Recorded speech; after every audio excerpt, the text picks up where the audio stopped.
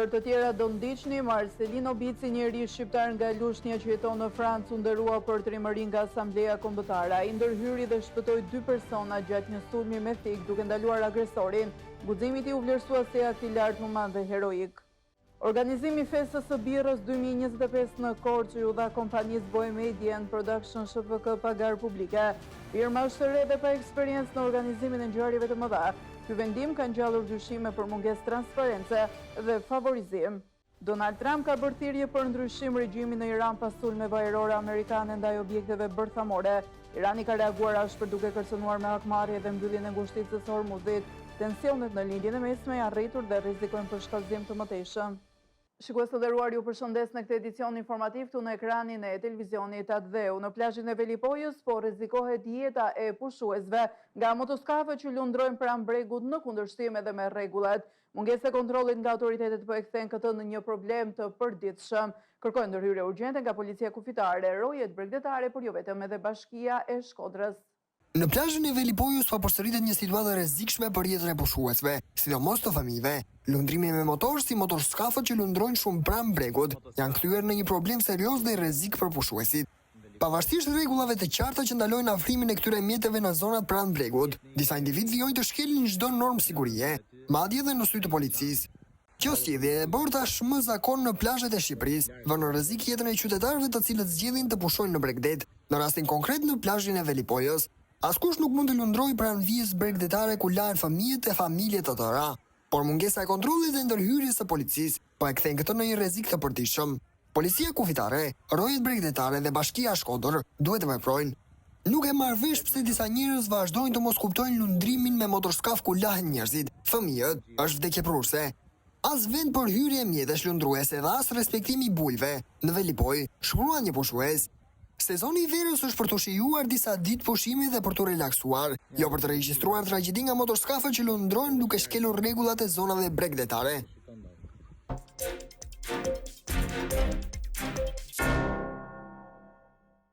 Marcelino Bici, një iri shqiptar nga Lushnja që jeton në Francë, u nderua me medaljen e ardhur nga Asambleja Kombëtare për një akt heroik. Ai shpëtoi 2 persona nga një sulm me thik duke neutralizuar agresorin. Veprimi i tij është i vlerësuar si shembull guximi, por jo vetëm, edhe humanizmi. Njeri shqiptar me origjinë nga Lushnja, Marcelino Bici, 23 vjeç, është nderuar me medaljen e ardhur të Asamblesë Kombëtare të Francës pas një akti të jashtëzakonshëm heroizmi. Ai jeton në qytetin Sens dhe shpëtoi 2 persona që po sulmoheshin me thik nga një agresor në mes të qytetit. Ngjarja ndodhi të martën e kaluar ku një individ sulmoi me thik 3 persona në qendër të Sens. Ndërsa shumë të tjerë që ndronin të stepur, ishte pikërisht Marcelino që ndërhyri me guxim dhe arriti të neutralizonte agresorin deri në mbërritjen e forcave të rendit, duke shmangur kështu një tragjedi edhe më të rëndë. Deputeti i Asamblesë Kombëtare e nderoi personalisht të riun shqiptar me medaljen zyrtare të këtij institucioni, duke theksuar: Marcelini është shqiptar, ai ka ardhur në Francë në moshën 15 vjeçare, punon, paguan taksa dhe respekton ligjet dhe vlerat tona. Këtë javë ai ndihmoi për të neutralizuar një person të rrezikshëm dhe për të shmangur një tragjedi. Ai është shembulli që presim nga të huaj që zgjedhin të jetojnë në Francë. Ndërkohë vetë Marcelino ka dërguar një mesazh për redaksinë e Joqë Albenja, ku shprehet: Përshëndetje, jam një djalë nga Lushnja që jetoj në Francë. Kam shpëtuar 2 persona nga një sulm me thik dhe mora medalje nga një deputet francez sepse isha i personi që i dola përpara agresorit për të shpëtuar ata. Veprimi i tij ka bërë krenar jo vetëm shqiptarët e emigracion, por të gjithë ata që besojnë ende në guxim, humanizëm dhe vlera të vërteta njerëzore. Një ushtarak denoncon mungesën për më shumë se 2 vitesh të uniformave në forcat e armatosura, duke theksuar se këpucët i blen vetë. Ai cilëson situatën demoralizuese dhe ngresh shqetësim për mungesën e reagimit institucional. Ushtarët sipas tij kërcënohen në vend që të mbështeten. Një ushtarak me mbi 10 vite shërbimi është drejtuar redaksisë për të denoncuar mungesën serioze të uniformave në forcat e armatosura.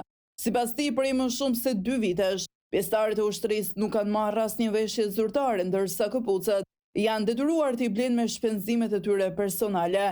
Qytetari denoncues thekson se situata është demoralizuese, duke parë se vendet e tjera kanë përparuar me pajisje dhe armatime moderne dhe teknologji të avancuar, ndërsa Shqipëria nuk arrin të garantojë as minimumin për forcat e saj mbrojtëse.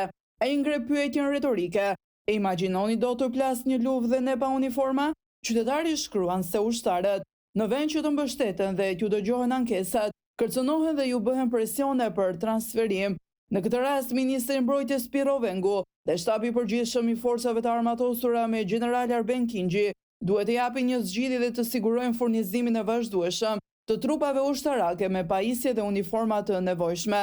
Por jo vetëm, pasi edhe Presidenti i Republikës së Shqipërisë Bajram Begaj, si komandanti i përgjithshëm i forcave të armatosura, me që është dhe vetë ushtarak karriere, ka përgjegjësi morale dhe institucionale të ndërhyrë në rastin në fjalë, është më e rëndësishme se sa t'i jap ultimatum Iranit për të ndaluar sulme ndaj Izraelit, sepse ushtarët shqiptar nuk kanë uniforma më bazike një trupe ushtarake.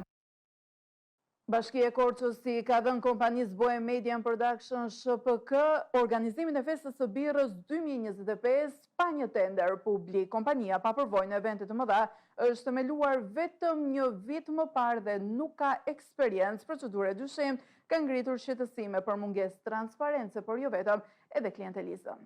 Bashkia Korçë i ka kaluar Qendrës së Artit dhe Kulturës kompetencën për të shpallur fituese për organizimin e festës së birrës. Kompaninë Boe Media Production SHPK në pronësi Artan Gjëpalit. Burime për redaksin tonë sqarojnë se mbi 30.000 euro do të hidhen për kompaninë për eventin që do zhvillohet nga data 14 deri në datën 18 gusht 2025. Sipas një denoncimi të mbërritur pranë redaksisë sonë, bëhet fjalë për një kompani që është themeluar vetëm një vit më parë dhe nuk ka asnjë përvojë të mëparshme në organizimin e aktiviteteve të kësaj përmase.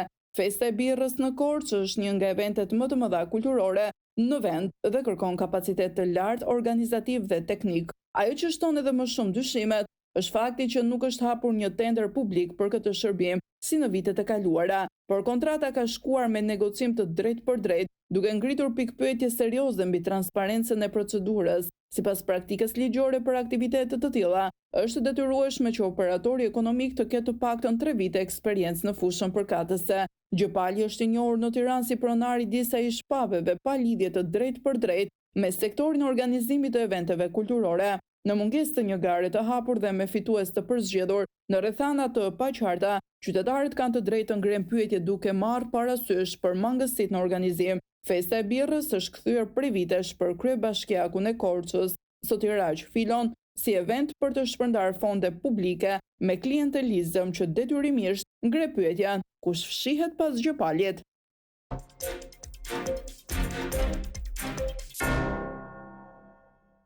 Donald Trump ka kërkuar ndryshim në Iran pas sulmeve ajrore amerikane ndaj objekteve bërthamore iraniane. Deklaratat e tij kanë ndezur tensione në rajon, teksa Irani kërcënon me hakmarrje dhe mbylljen e ngushticës së Hormuzit.